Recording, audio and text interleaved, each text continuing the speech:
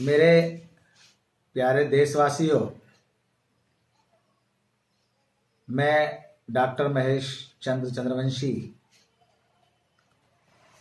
वर्तमान पद पर आसीन अखिल भारतवर्षीय चंद्रवंशी क्षत्रिय महासभा, जो कि विधिवत रूप से स्थापित वर्ष 1868 से संचालित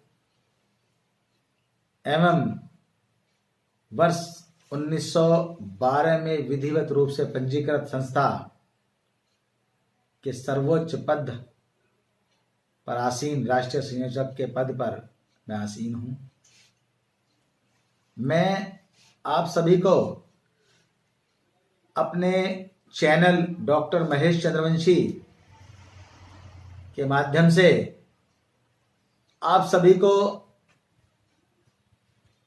वर्तमान समय में इस चंद्रवंशी समाज की क्या स्थिति है, चंद्रवंशी समाज कौन है, इसकी क्या क्या जातियां हैं, पूरे देश में क्या स्थिति है।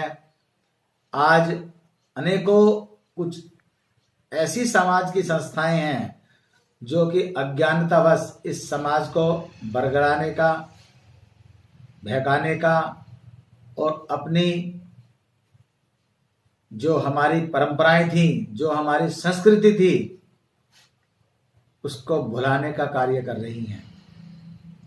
मैं आपको अपने इस चैनल के माध्यम से सर्वप्रथम आपको ये बताना चाहूँगा कि देखिए, इस देश में आज़ादी से पहले एक वर्ण व्यवस्था थी, जो कि हमारे देश में प्राचीन समय से जो हमारा इतिहास है, जो हमने आपने सुना, पढ़ा और समझा।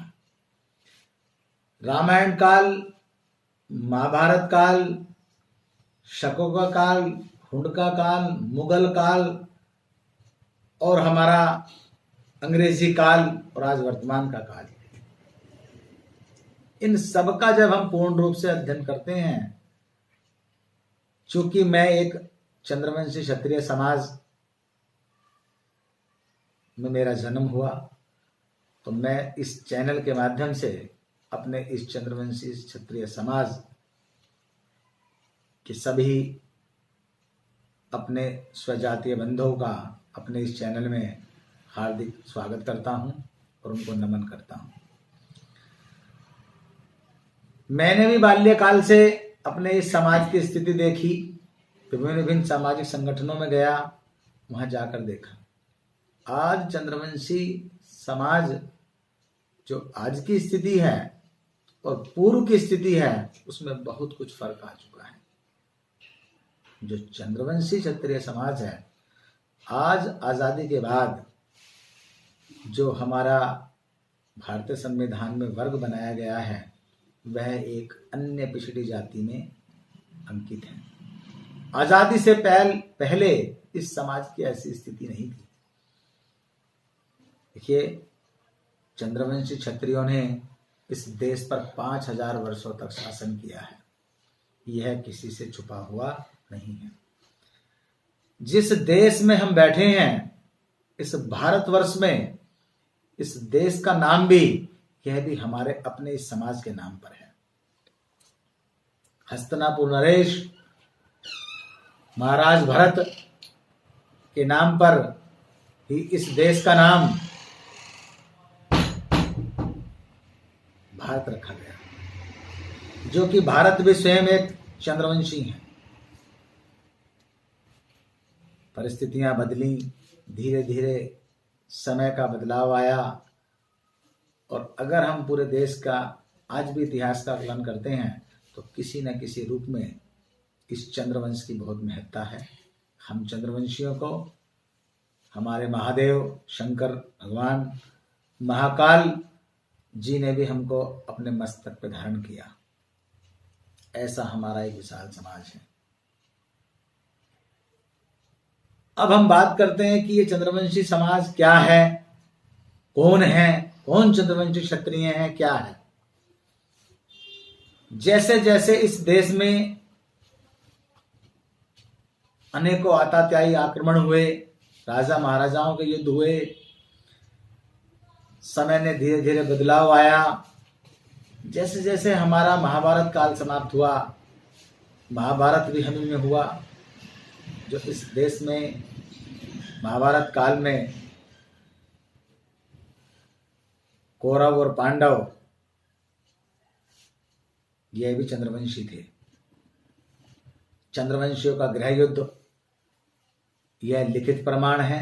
भाई भाई नहीं आपस में लड़े, आपस में झगड़ा हुआ, आपस में ही मरे। महाभारत समाप्त होने के बाद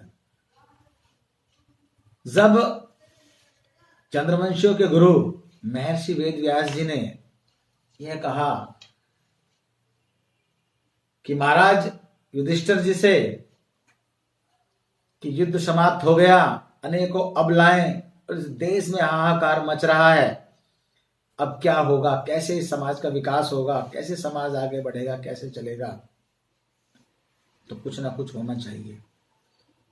जब महाभारत में सब समाप्त हो गया है, तब उनकी आज्ञा का पालन करते हुए महाराज युधिष्ठिर ने गुरुकुल की स्थापना की, जो कि गुरुओं का कुल के नाम से करते हुए एक गुरु शिष्य परंपरा का प्रचलन प्रारंभ हुआ और इस देश में गुरुकुल की खोलने की परंपरा शुरू हुई। धीरे धीरे समय के पुकार हुआ, युग बदला, इस देश के अंदर विदेशियों के आक्रमण हुए समय समय पर, यह भी किसी से छुपा हुआ नहीं है। समय धीरे धीरे परिवर्तन होता रहा।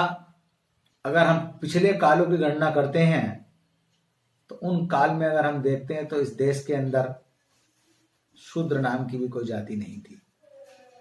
जितने भी हम चाहे अपना मनुशास्त्र पढ़ें, मनुस्मृति पढ़ें, वात्सायन स्मृति पढ़ें, वशिष्ठ स्मृति पढ़ें, पाराशर स्मृति पढ़ें, जितने भी पुराने हैं सबको उनको हम पढ़ते हैं तो उसमें 4 बात मुख्य रूप से आती हैं: ब्राह्मण, क्षत्रिय, वैश्य और दास। उस काल में दास परंपरा थी, ना कि शूद्र थे, दास परंपरा होती थी। समय धीरे धीरे आया, बदला, परिवर्तन हुआ। इस देश के अंदर मुस्लिम काल आया।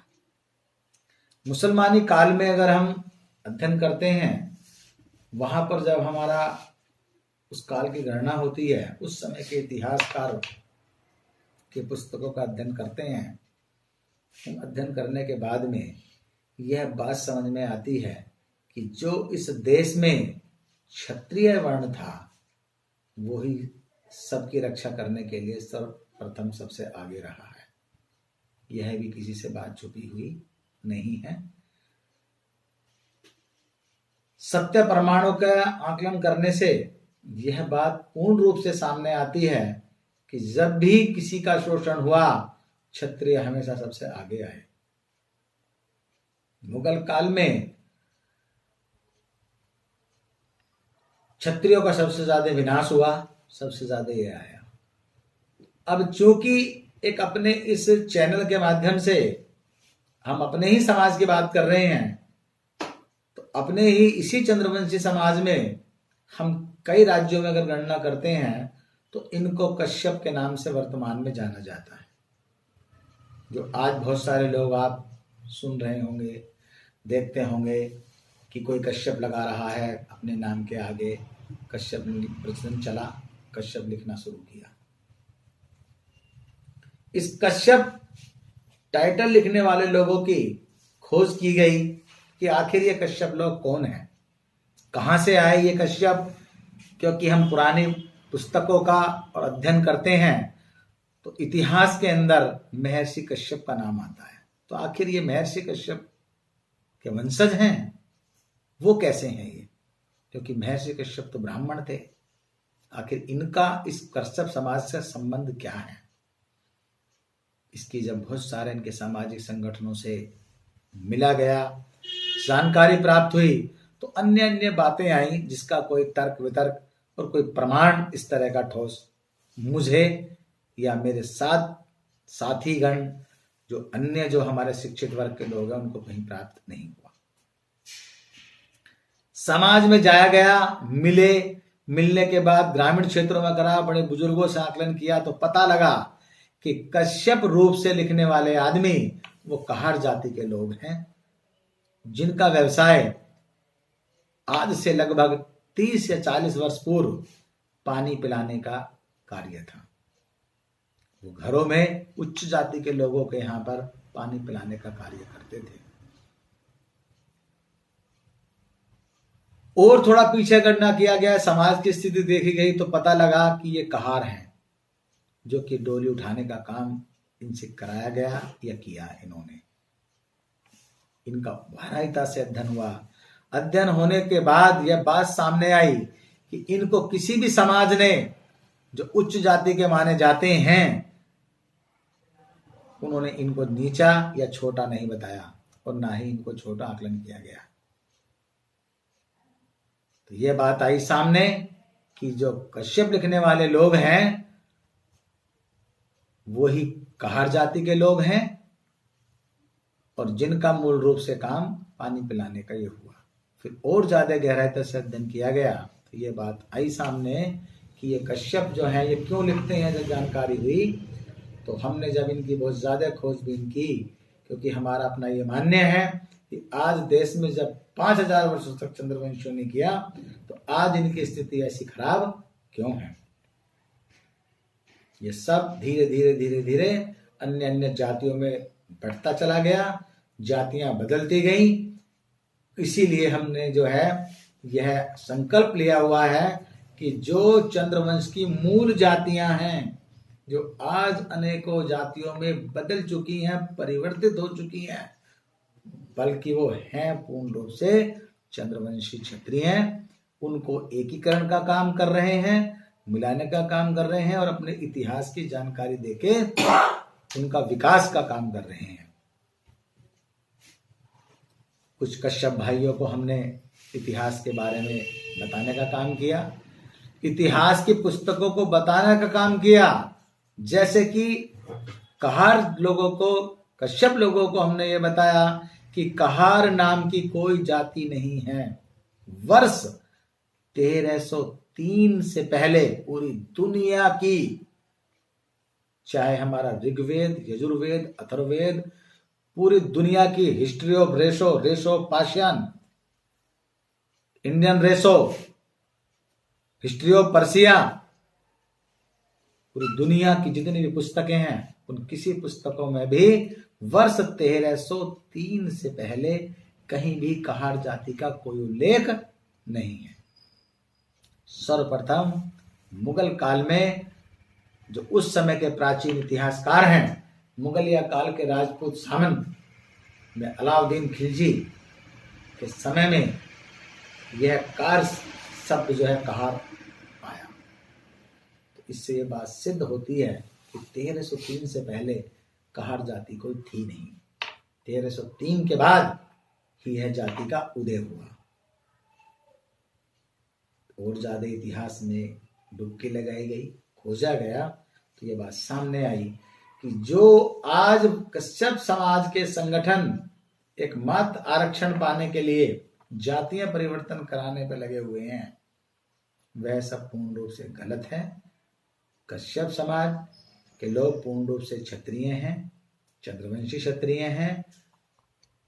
इसका कोई तर्क या वितर्क करने का कोई औचित्य नहीं है। मैं अपने इस चैनल के माध्यम से आप सबको समय समय पर यह जरूर मार्गदर्शन देता रहूंगा और बताऊंगा। अंत में कश्यप समाज को जो आज वर्तमान में कह रहे हैं, इनका भी एक बहुत प्राचीन संगठन जिसका नाम अखिल भारतवर्षीय कश्यप राजपूत महासभा, जो कि लाहौर में रजिस्टर्ड हुई, शिमला हाई कोर्ट में मुकदमा चला, राजपूत रेजिमेंट में आज भी इसकी हिस्ट्री है। वो मैं आपको नेक्स्ट बार आपके चैनल के माध्यम से आपको ये सब बताऊंगा सप्रमाण। अंत में अपने कश्यप समाज के भाइयों से, चंद्रवंशी भाइयों से, कहार कश्यप के भाइयों से, कहार समाज के नागरिकों से मैं इस चैनल से आप सभी से यह भी निवेदन करूंगा कि अपने इस समाज के किसी भी विद्वान के पास अगर कोई ऐसा प्रमाण हो जिसकी मुझे कोई जानकारी ना हो, वह भी उस प्रमाण को लेके प्राचीनतम मेरे पास में आए, या मुझे मेरे YouTube चैनल पे सब बताएं, या मेरे ईमेल के द्वारा मुझे बता दें। मेरी अपनी एक पर्सनल वेबसाइट भी है, इसका नाम है www.maheshchandravanshi.com, और मेरी एक अपने समाज की, चूंकि मैंने प्रण लिया है समाज का, तो एक समाज की वेबसाइट है www.chandravanshi.in। इसके ईमेल आईडी पर भी आप अपने प्रूफ या ऐसे प्रमाण मुझे भेज सकते हैं। आपका कोई सुझाव है वो भी आप मुझे भेज सकते हैं, जिससे मैं आपकी बात को भली भांति समझकर समाज के मध्य रख सकूं। इसका भी मुझे जो है आपकी स्वागत है। मैं आपका, आप मुझे प्रमाण सहित कोई बात बताएंगे तो मैं उसका भी आभारी रहूंगा। और अंत में अपनी वाणी को यहीं विराम देते हुए अपने सभी कश्यप भाइयों से निवेदन कि अपनी संस्कृति, अपने संस्कार और अपनी शिक्षा को बढ़ाएं और जानें कि हम मूल कौन हैं, क्योंकि प्रमाणों के आधार पर ही सब बात सत्य होती है। हम लोग पूर्ण रूप से क्षत्रिय हैं, इसमें कोई तर्क वितर्क का नहीं है। अंत में अपनी सभी भाइयों को नमन करते हुए जय हिंद, जय भारत, जय मातृशक्ति।